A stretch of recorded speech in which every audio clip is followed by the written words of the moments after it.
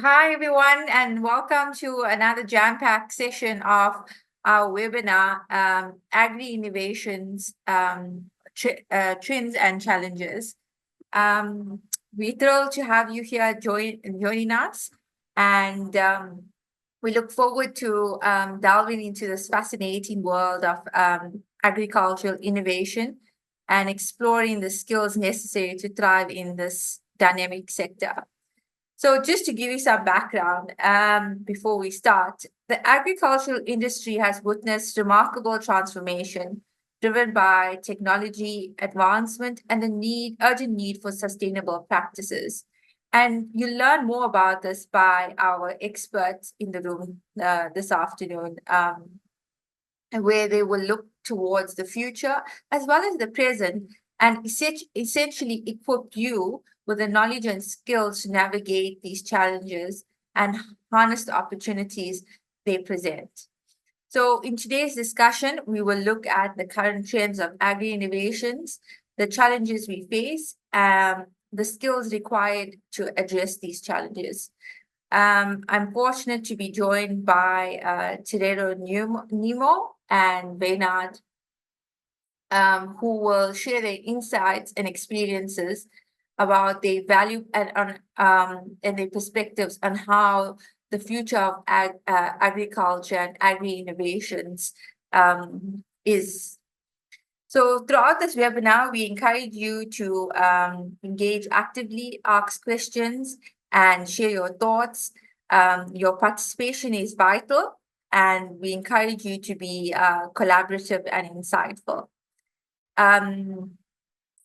Let me start by introducing Tariro. So Tariro is a dynamic leader at Digital Frontiers. She is the head of fundraising and stakeholder engagement at Digital Frontiers. Her focus is on strengthening agricultural value chain, particularly for women and SMEs. She is committed to empowering marginalized groups, as well as has played a pivotal role in financial inclusion and women empowerment. And the next panelist is Wynand.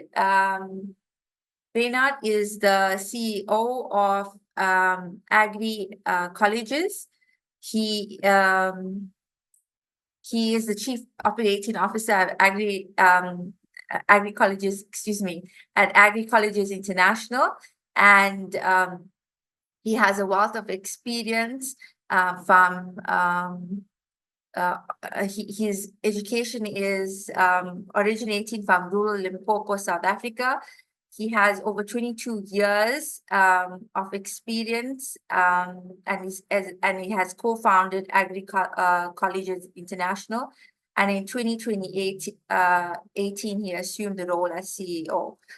I now hand you over to Wynand, who will present for the next 30 minutes and introducing you to agri-innovations, the skills and challenges. Thank you, Naz. Okay, welcome everyone, and thanks for this great opportunity. I'm going to switch off my camera while I share my screen. Let me just that quickly, and then you should be able to see my presentation. Just confirm for me. Yes, we can see it. Perfect. Thank you. So yes, thanks everyone. As Naz was saying, I'm the COO of AGRICOLLEGES International, and I'll tell you a little bit about AGRICOLLEGES throughout the presentation. And today's topic is just around what's a very hot topic at the moment, and that is agri-innovation and the skills that are needed to fill those gaps and the trends and challenges that we are currently experiencing. So as an overview, we're going to look at the definition of agri-innovations, the importance of innovation in agriculture, and then I'm going to go into a little bit of detail on the alignment with the Sustainable Development Goals, employment and access to education, the trends and challenges, and then using agri-colleges as a case study. The definition of agri-innovations, there are various types of innovations in agriculture, including technological advancements, sustainable practices, which is a very hot topic, and all the new farming techniques.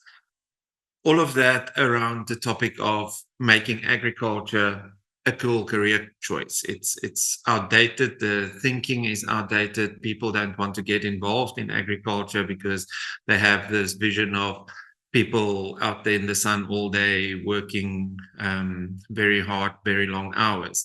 And agri-innovation is the introduction and application of new ideas, new technologies, and methods in agriculture to improve our productivity, the sustainability, and most importantly, profitability. So that is, in short, what agri-innovations will basically be viewed as.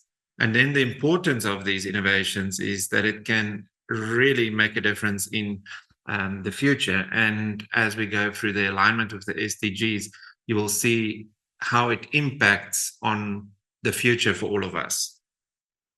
So I'm going to start with a very brief introduction here and give you a bit of background on where AGRICOLLEGES came from.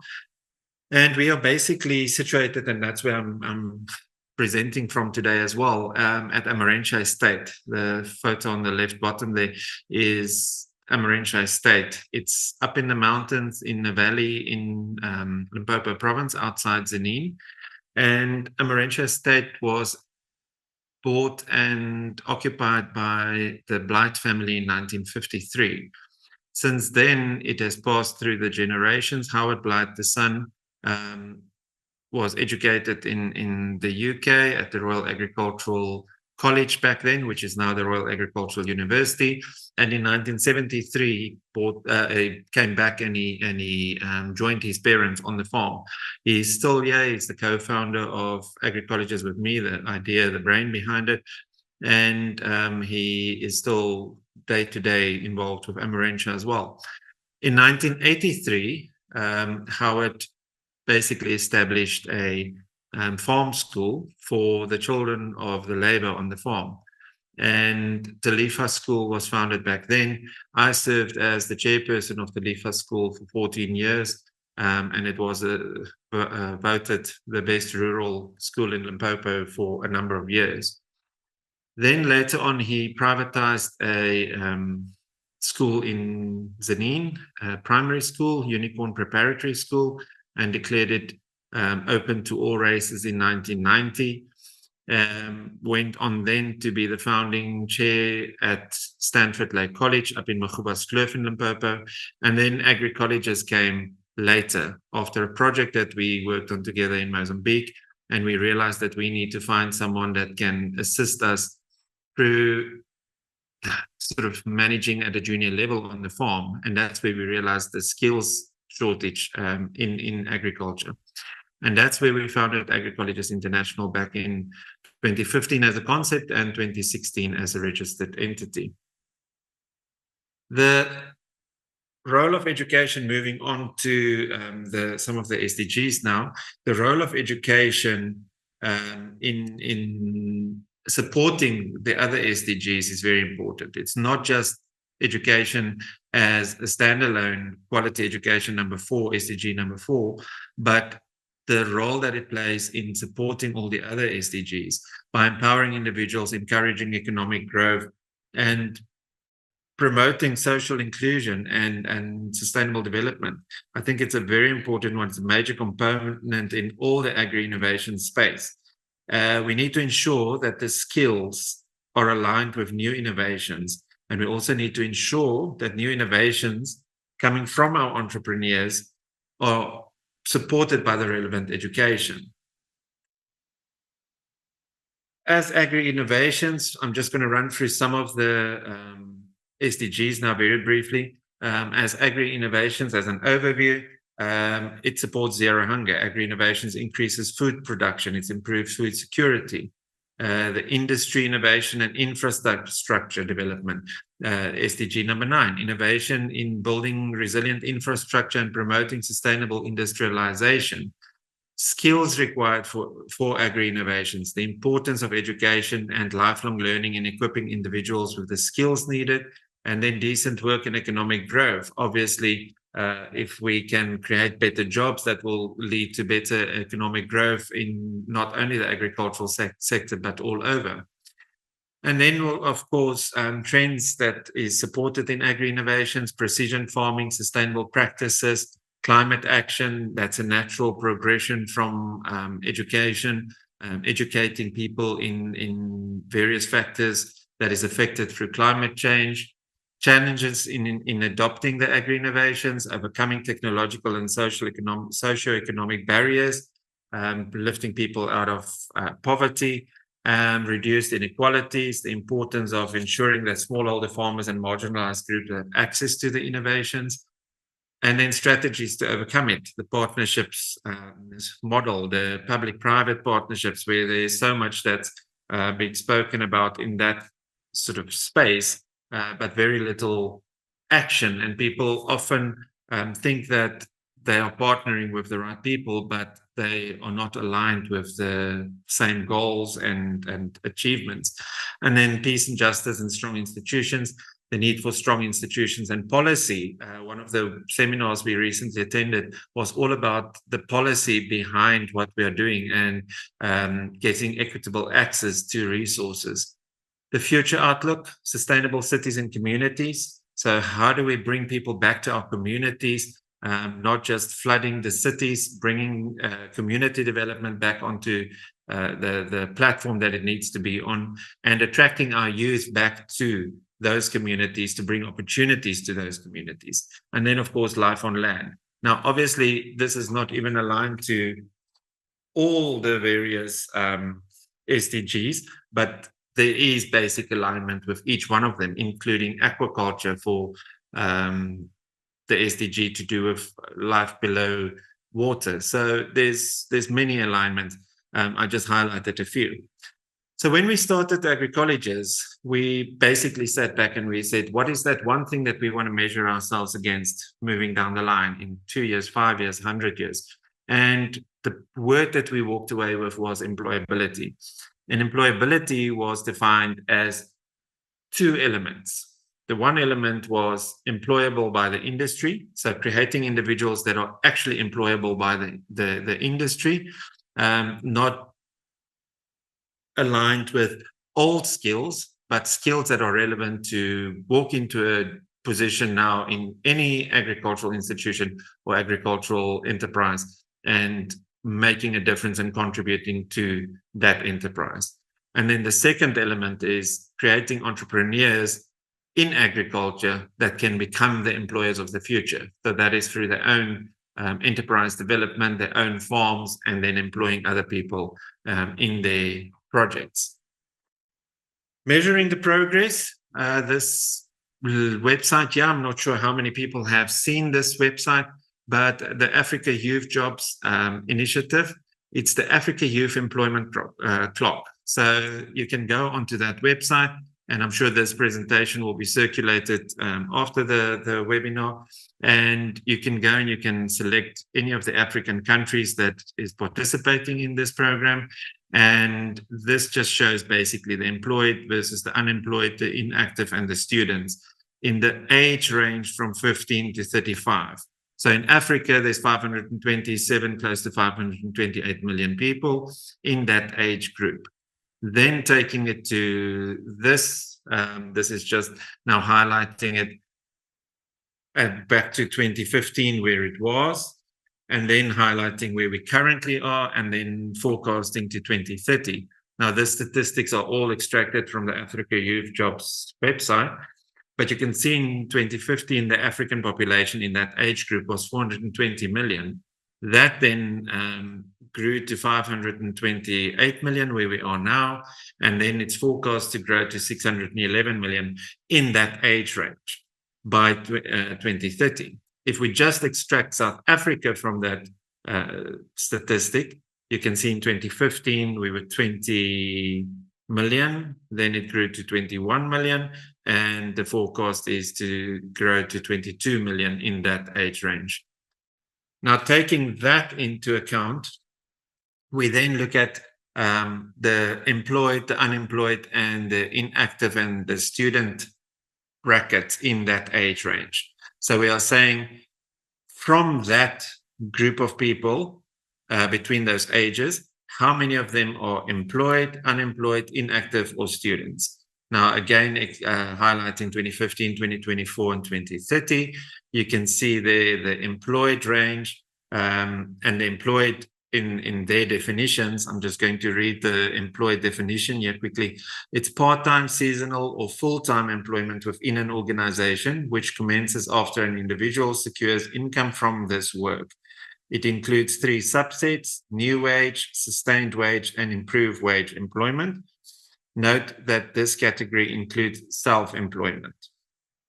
So that is the employment definition. The unemployed definition, note that this figure represents the percentage of the youth population that is unemployed. This is different from the unemployment rate, which is calculated as a percentage of the labor force. Then we've got the inactive category. The inactive category are persons outside the labor force. They are jobless but not available and not looking for a job, including people engaged in household or family duties full-time.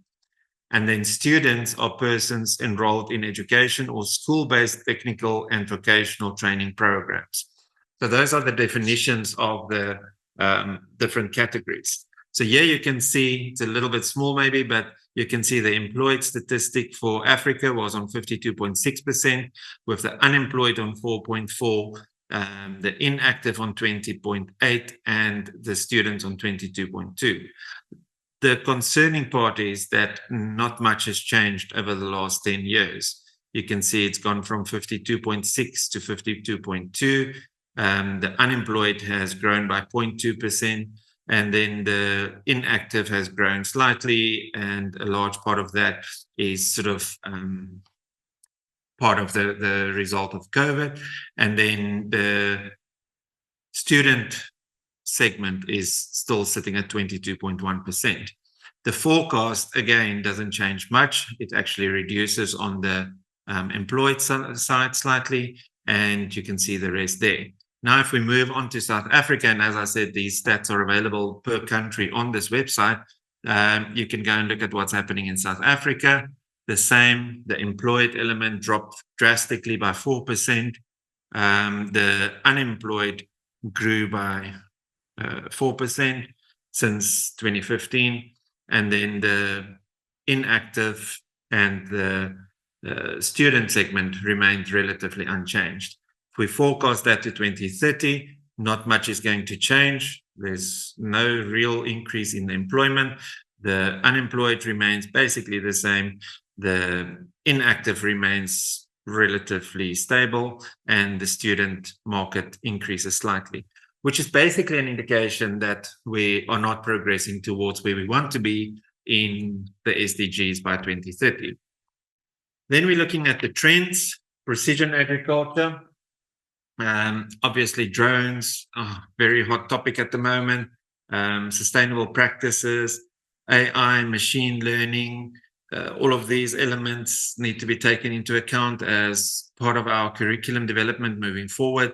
Agri-food systems. So precision agriculture techniques is drastically on the increase at the moment. But are we equipping our future workforce with those skills? There are many programs to do with drone piloting, satellite imaging, but it's not reaching the right target market. It's right up there, and we need to bring it down to entry level. Sustainable practices, organic farming, regenerative agriculture, water-saving technologies. I'm quite outspoken about regenerative agriculture and the future of regenerative agriculture, and being against regenerative agriculture as a terminology being taken and turned into some sort of a accreditation system, and then bringing it back to our rural communities where regenerative agriculture has been practiced for centuries, and then forcing it on them that they must implement it through an accreditation system to get the relevant certificate to be able to export their crops or sell their crops. That cannot be allowed. artificial intelligence, machine learning, so predictive analytics, data capturing, all of those things, very hot topic at the moment. And then agri-food systems. So one of the oldest ones that's been going for a while is hydroponics, aquaponics more recently, but we're seeing more and more aquaponics units popping up, especially in rural areas, which is very encouraging. And then vertical farming, which has started, but it's got its challenges. Overview of current curriculum challenges. Significant inequality in access to education, especially in rural areas. There are limited spaces for students to go into tertiary education, especially. Gender bias and stereotypes persist. That is a topic that we are constantly addressing. And how do you make farming a cool career choice and allow women to get involved in farming? Inadequate lecturer training. So we are passionate about leaving a footprint, and the only way we're going to do that is when we work with the likes of TVET colleges, is allowing them to be able to use the technology, and therefore we need to train the lecturers in how to use the technology that they are going to be training the students on. The curriculums are not aligned with the job market demands. We've done many needs analysis and skills analysis, and people are being trained in skills that are not relevant. I always use the example of one of the modules in an accredited NQF4 certificate that makes up almost a third of the curriculum, and that is communications. But the main communications module that it refers to is using of faxes for communication. That is so outdated. It's not aligning with anything that the market needs. Inclusive education for students with disabilities, that's neglected. Environmental education is not integrated enough. Lack of effective stakeholder engagement in curriculum development. We've got all the experts right there. We need to make use of them. And then not sufficient programs created that meet the diverse needs. So what have we done as agri-colleges? I'm just keeping an eye on the time, so I'm going to run through it very briefly. But what have we done as agri-colleges? So when we started, we said, let's make agriculture a cool career choice. And it was never an easy thing to do, but we had to basically go back and say that there's so many opportunities in agriculture that we need to target and showcase that agriculture is cool and the youth should be getting involved in it. Then female and marginalized groups in the youth target. How do we get women involved? Again, through showcasing that agriculture is not just out in the sun all day, standing there in the heat. It is human resource management, marketing, social media, influencers.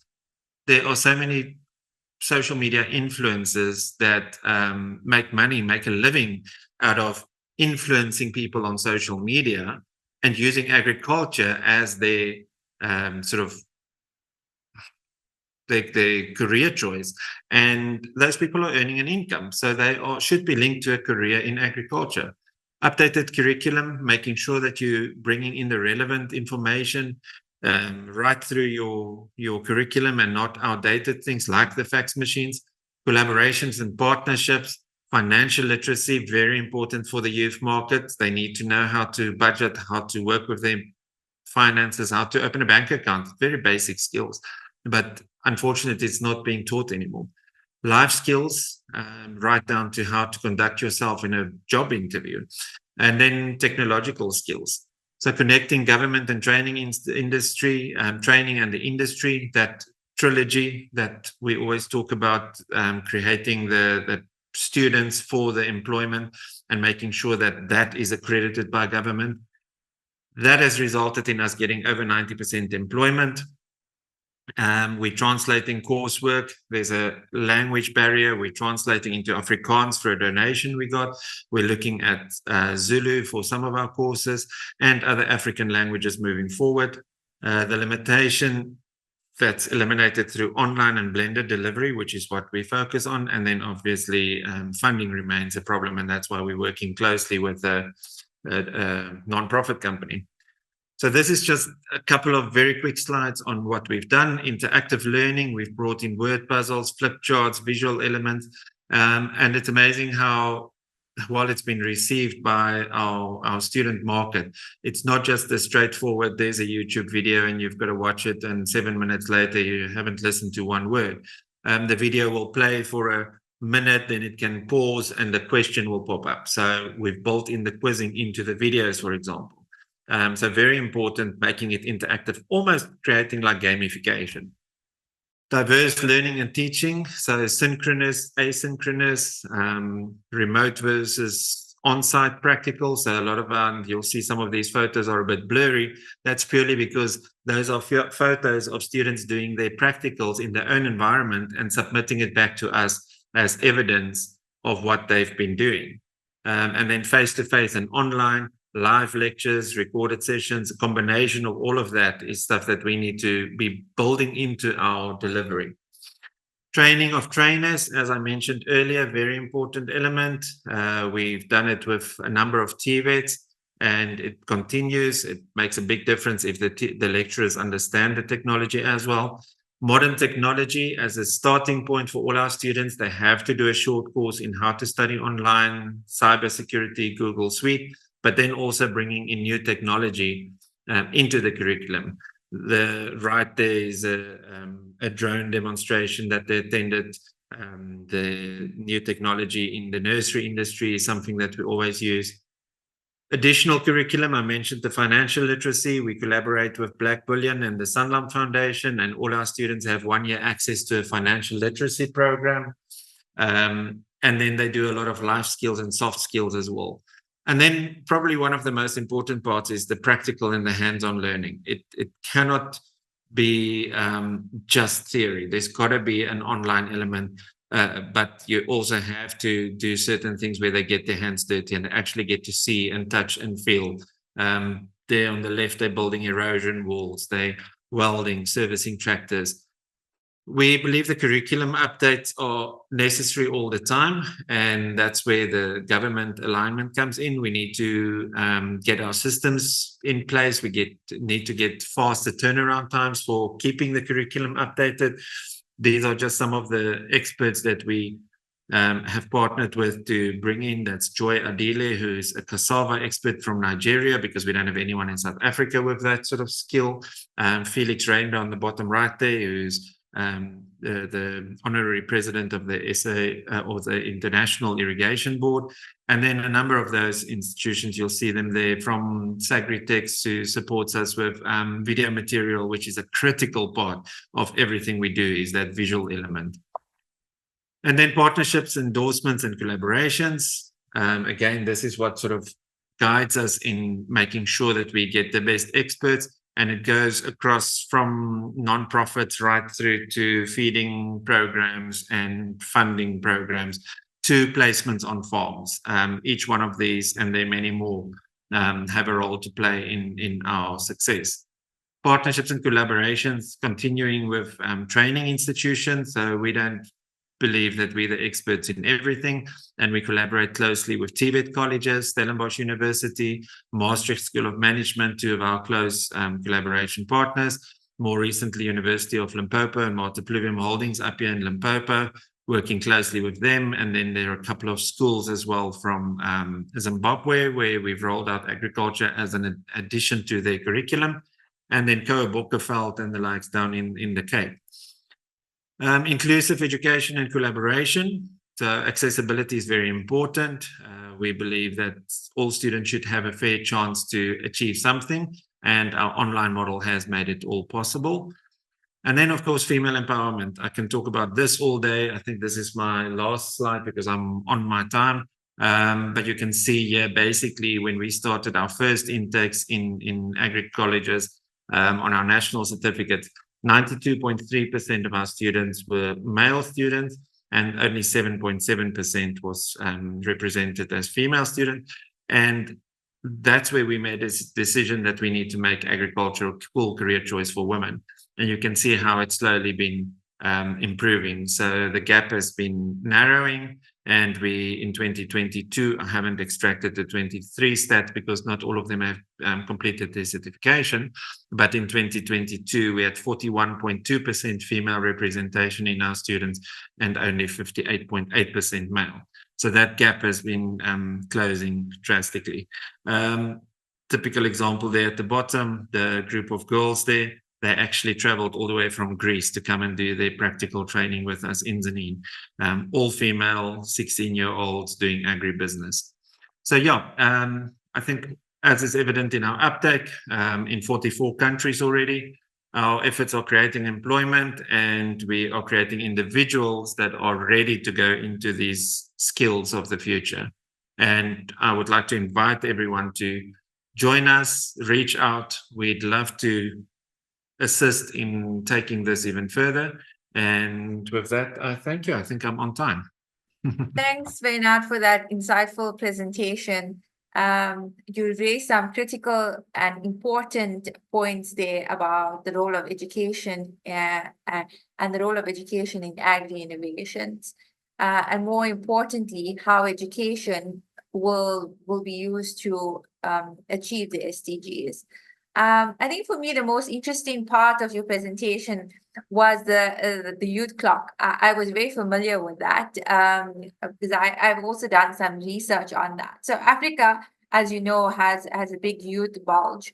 But what was interesting is that even though we have this big youth bulge, it's stagnant in respect of employability.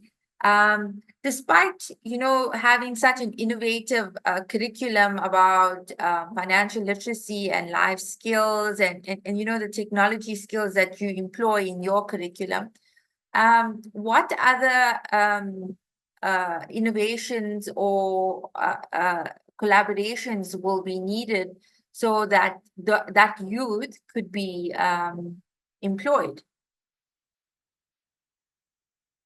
I think one of the things that, let me just get my camera back on. I think one of the things that we've been working quite hard on behind the scenes as well is through those collaborations to set up like rural hubs. And there's this difference between an incubation hub and an innovation hub. And there's a lot of discussion about what is an incubation hub and what is an innovation hub. Incubation hubs are really relevant, especially for startups and getting youth involved and getting them set up for the future. But innovation hubs is what we need to bring back to our communities, where we create innovative thinking, where we create a collaboration of community farmers and not just one farmer trying to make it on their own. So if you can picture this hub being in the most rural part of Limpopo, and you have a community of 100 people there that all farm a little bit with cabbages for their own use, but they sell next to the road what is available to be sold, and they're getting whatever price from the people passing by. But now you put a hub there, and you start bringing knowledge to that hub. You bring technology to that hub.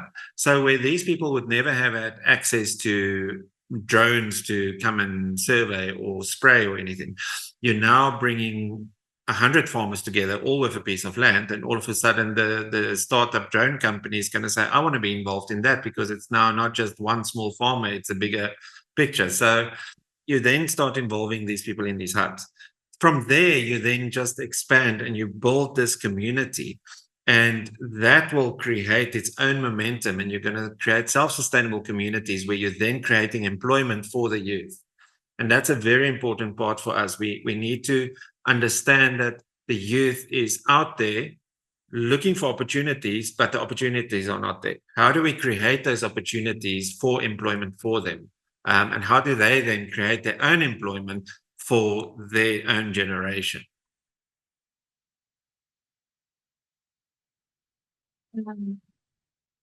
I want to open the floor up for comments and questions. So please feel free to slot in your questions or comments in the chat, and we'll forward them to Wynand or Tariro. Tariro, over to you. Wynand, I really enjoyed your presentation. And we know that in Africa, it's still largely an agrarian society. That means that agriculture still plays a very pivotal role in the social and economic prosperity of our nations. There's so much information that you gave us, and what I'm most interested in, first of all, I love the richness of the story of AGRICOLLEGES and how it was formed. And then there was a graph that you put through that was showing your numbers. I think they were enrollment numbers from 2018, when you had 90% and around 7% of women. And then the college has been reducing that gap. Can we speak a little bit more about how you did that, considering that we know, and you highlighted it even in your presentation, that some challenges that the sector faces around women is gender stereotypes, gender biases. For example, if we talk about fishing, we only know fishermen. I mean, in our minds, if we're looking at an image of fishing, we only see fishermen, but a lot of women contribute to that sector. And we know from the stats, from the FAO stats, we know that it's about 36%, I think, globally, the contribution of women to agriculture. And in sub-Saharan Africa, it's two-thirds of the people employed are women. And we play very different roles, and you talked about agriculture influencers. We are laborers, we are retailers, and which brings in the stereotypes as well as how our own employability in the sector. So maybe let's talk about how AGRICOLLEGES is reducing that gap, because you did reduce it. I mean, it was very wide and it's being reduced. Let's talk about that. I think online learning to a large extent is partly not to blame, to be credited for the fact that the agricultural training has become more available to women because of the gender stereotypes. It was also for a study that we did with gender marginalization. It showed very clearly how women were sort of targeted and almost judged if they wanted to go and study agriculture at an institution. This has now changed, because now they can study from wherever they are, and they can be successful in whatever they do. So we've just put a lot of effort into showcasing the real opportunities out there for women in agriculture. And we, as the process started producing successful female farmers, we've been showcasing them, and we've made a specific point through our marketing as well to include women to a very large extent in everything we do, as the sort of female person out there that can do just anything that the man can do in agriculture. Now, if you start looking at opportunities, like I mentioned, the influences, human resources, finances, marketing, all of those things, it's by no means that a woman can't do that. And I'm also not saying that a woman can't be the tractor driver. We've got farmers in our area where all women are employed, all tractor drivers that are employed are female. And it's a great initiative, because they just find that the women are more caring, they're more sort of attentive, they look after the tractors better, they service the tractors, they do their daily checks, where men just get on the tractor and they drive, and if it breaks, well, someone will fix it. So yeah, I mean, there's a massive space. And what we've also found is, through telling the stories, is online learning, like I was saying. We've had students that life happens and they fall pregnant during their studies. Now, with online learning, they have the advantage that they don't have to drop out of college. They can continue with their theoretical part, which is our model. You can do your theory from wherever you are. It can take you a year to do. And then you have to go and attend and do your practical for a week or 10 days, wherever you go and do it.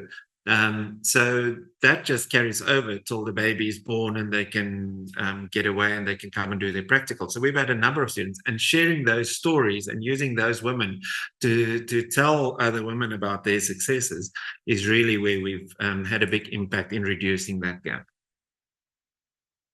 Thank you. And it also speaks to how technology, it's brings that inclusivity, Yes. when you're online, sometimes it really masks with what gender identity you are, it's possibly just a name.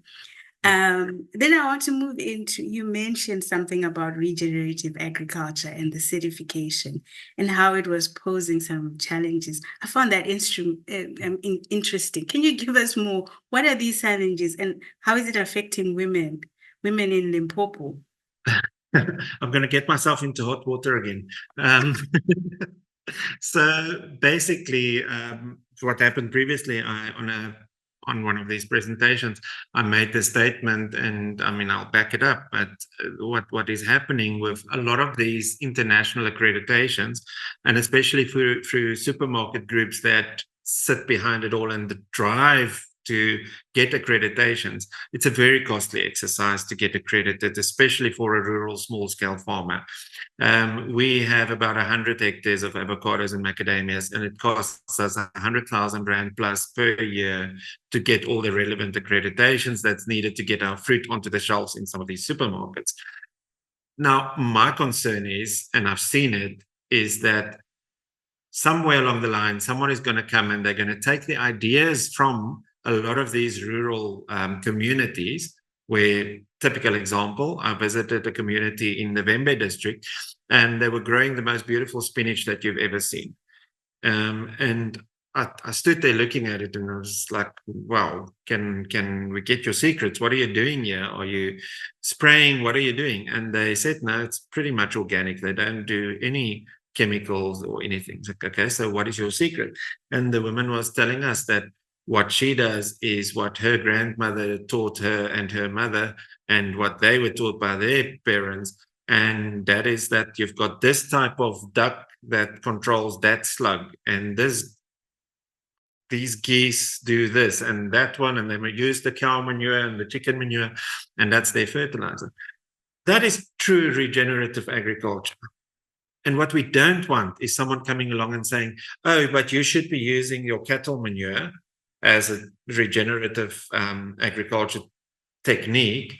And if you do that, you can get so many points, but now you have to pay me so that I can give you those points, so you get a certificate so that you can go and sell your product. That's what I mean with we have to sort of be part of this process. We need to make sure that our communities and the regenerative knowledge that is based in these communities are captured and recorded correctly to the benefit of these communities. Absolutely. I love that story. The indigenous knowledge that is passed on from one grandmother to the mother to the granddaughter. And then, hopefully we can pass it on to the next generation. Okay, so now, the 20for Good webinar series, we are looking at jobs for the future, and we're saying 85% of all future jobs and have not even been created. So let's stimulate these job creating ecosystems, so that we look out for the youth wealth that Naz was talking about, and make sure that our young women or women are also included in these jobs for the future. And in this, there's technology is an anchor to all of this. And you spoke about AI, GIS, satellite imaging, Internet of Things, precision farming, smart agriculture, and all of that, which means there's a lot of entrepreneurship that can come up that is related to technology. And my question is, are women participating? What have you seen in your ecosystem in education? What have you seen around preparing women for this? And then the startups, are women part of this startup rise? Are they accessing enough capital to actually participate in the ecosystem? Can you tell us more? Yeah, I think there's it's very exciting to go and investigate and dig a little bit deeper in that space. We've recently sort of just been introduced through a number of connections and through our collaboration efforts to very, very, very dynamic young woman that is 100% aligned with what the future is going to bring for agriculture. Funding will forever remain a challenge. And that's where the policies and everything needs to be aligned as well. It is so difficult for whether you're male or female, it is so difficult to access funding. Grant funding, yes, maybe there's grant funding out there, but just some of the CETAs quoting statistics and figures and percentages of funds that they're sitting with that they can't distribute because the organizations, the young, youthful organizations that applied for the funding that got grants from the CETAs ended up not being able to continue because their CIPC registrations are not up to date, their tax clearances are not up to date. So that also opens that door again about that training for all of that part of business. But I think women in this space, definitely, there's a lot of women coming into this space.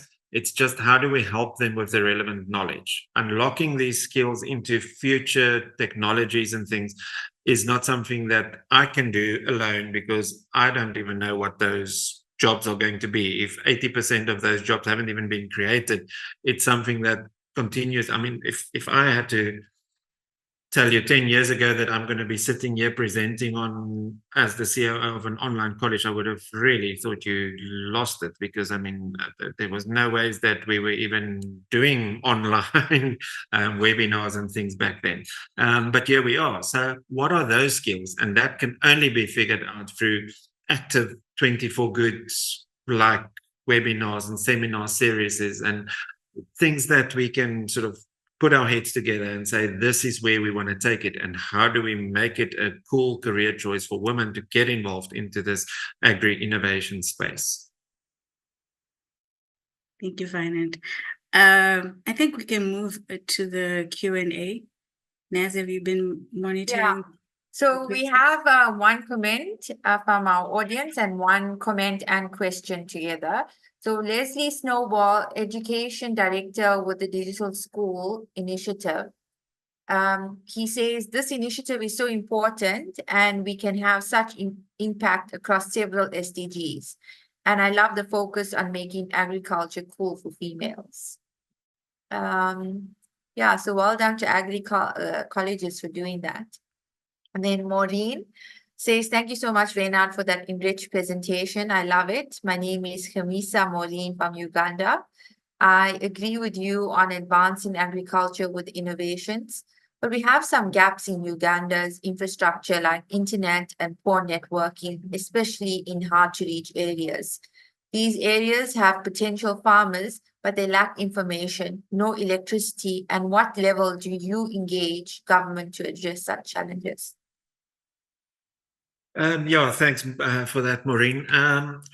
It is one of those that we are continuously trying to bridge that gap.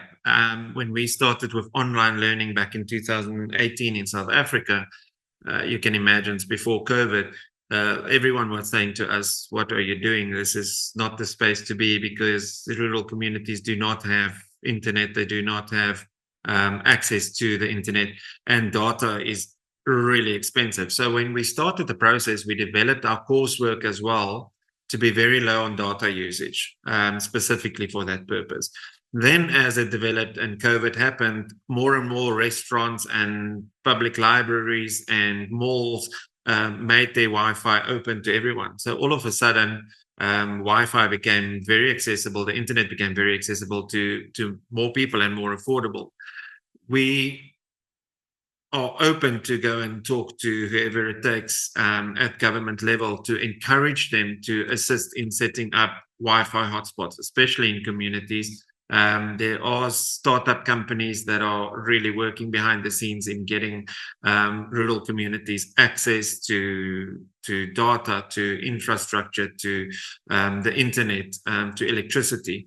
But it is one of the major challenges. But Maureen, yes, please engage with us. We are happy to write the motivation, to see whoever we can see, to try and assist in really making that change.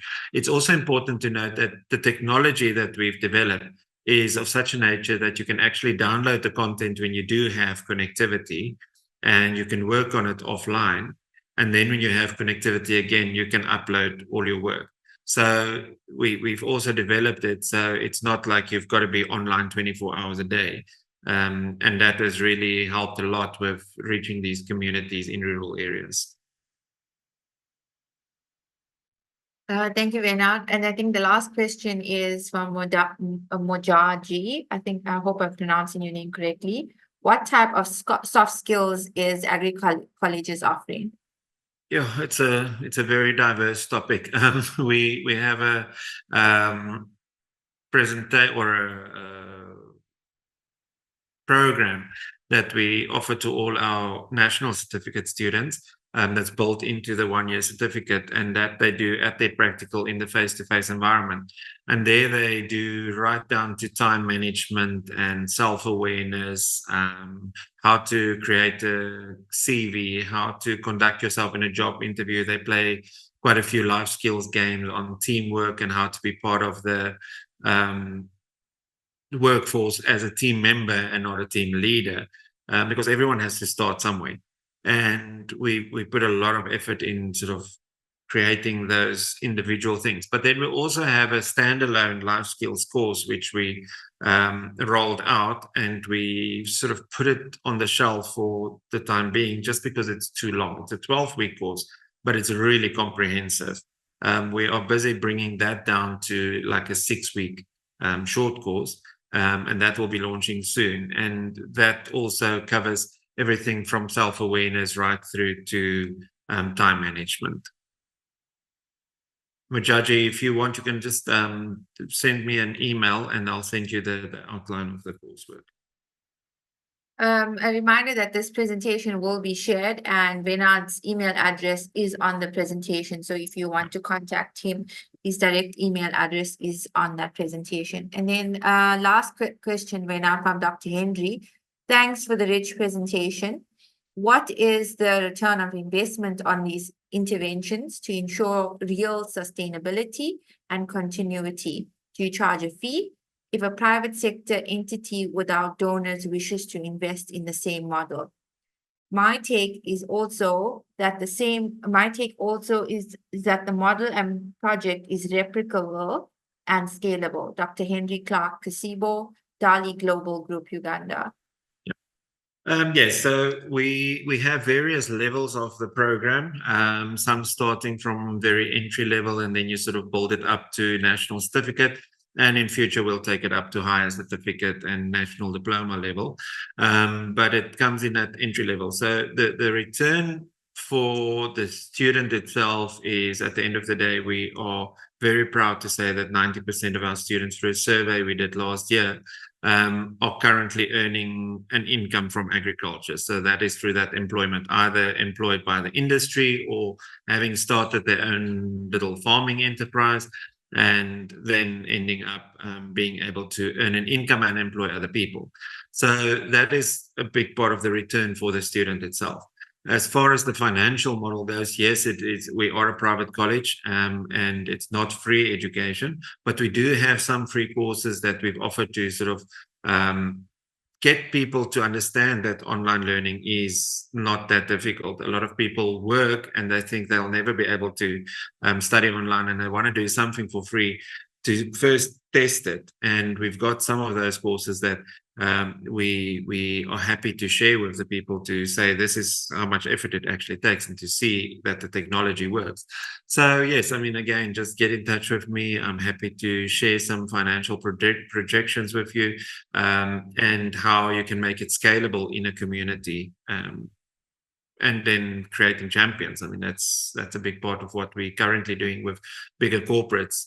They create champions in their communities, and those champions in those communities then roll out the projects in those communities, in vegetable gardens, in food kitchens, whatever it is that we can assist them with to create that community rollout to look after themselves sustainably.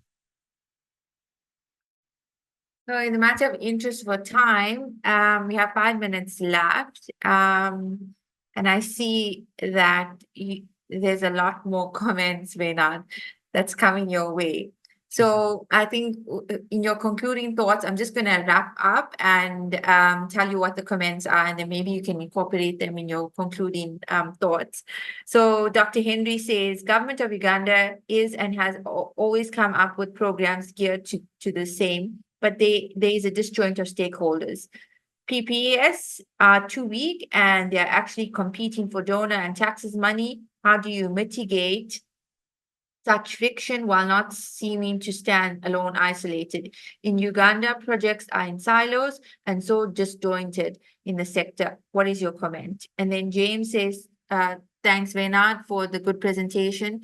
Currently, the illiteracy rate in sub-Saharan Africa is high, especially among females. How have you designed your training to overcome this challenge? James Mirangiro from Uganda. Okay, so yeah, I'll sum up very briefly, and I'll cover the illiteracy levels as a starting point. So obviously, online learning is not really for someone with zero literacy. That it's just not possible to come in with online learning at that level. So what we've started right from day one is, instead of getting a student that can pay and enroll and get through the whole process, and then they get to the actual coursework, and now we've taken their money and they don't have the digital literacy, or they don't have the English proficiency to actually study online. So what we did is we put in a sort of a very short test, a quiz that they have to complete before they even get enrolled. And it consists of, I think, 72 questions, and they have to score 75% to be accepted into agri-colleges. And that covers basic English language, basic literacy, basic numeracy, and then digital literacy. And if they pass that, then perfect, then they can continue. That to some extent gives us the entry level of the student that we cater for.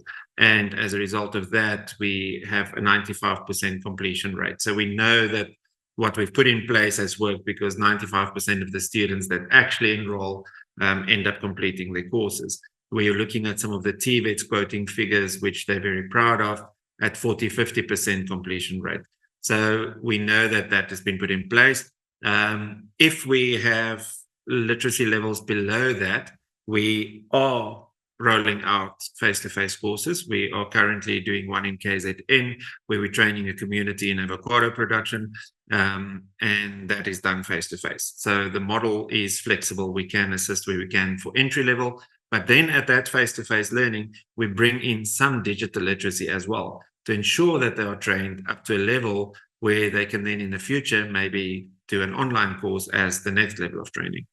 As far as Dr. Henry's question on the PPPs, the public-private partnerships in South Africa is a model that is becoming a very hot topic. But again, it is finding the right partners, finding the right sort of target and where you want to go with it. And I know that it's a model that's not successful across many African countries, because the funding that's there is not channeled correctly. We have, over the last 4 years, been very successful in some public-private partnerships as a result of bringing in the necessary and the relevant monitoring and evaluation partners. That's a very big part of the success in our PPP model. Someone's got to be accountable at the end of the day, and that is a model that's worked for us. You bring in the right people that can monitor and evaluate and keep you on track with your progress, and the project is set to succeed. One of our projects that we did with Stellenbosch University and Maastricht School of Management, very successful. Through COVID, it rolled out successfully to 5 TVET colleges and 1 agricultural college in South Africa as the beneficiaries. With quite a large grant from the Dutch government, with no issues, because the monitoring and evaluation was done and put into place all along, and money was not just going for the wrong reasons. It went for what it was supposed to go. Thanks, Wynand, for that. Tariro, do you have any 1 minute concluding thoughts? And then we'll give thanks to the audience and Wynand. Thank you. I just want to reiterate the importance of education in really creating those new skills and those jobs for the future. So congratulations to AGRICOLLEGES on all the work that you're doing, especially making agriculture cool for youth and for women. We know that the employment in agriculture is actually reducing. People are running away from the sector, but it's like we said, it's SDG 2, zero hunger. It's one of the world's most pressing challenges. So we need to bring people into the agriculture ecosystem, into food systems. We need that youth bulge working in food systems so that we're killing two birds with one stone. So thank you very much. Thank you, Wynand, for your time, and we wish AgriCollege success and strength to strength and to increase employability in Africa and in the world. And we love what you're doing, and we wish you all the best. Thank you for your time today, and thank you to our participants for being so collaborative and partnering with us, and for your questions. We look forward for you guys to join us in our next webinars. And and there's more to come. Thank you, Tariro, and Thanks, everyone. Bye. Thanks so much. You're welcome. Bye.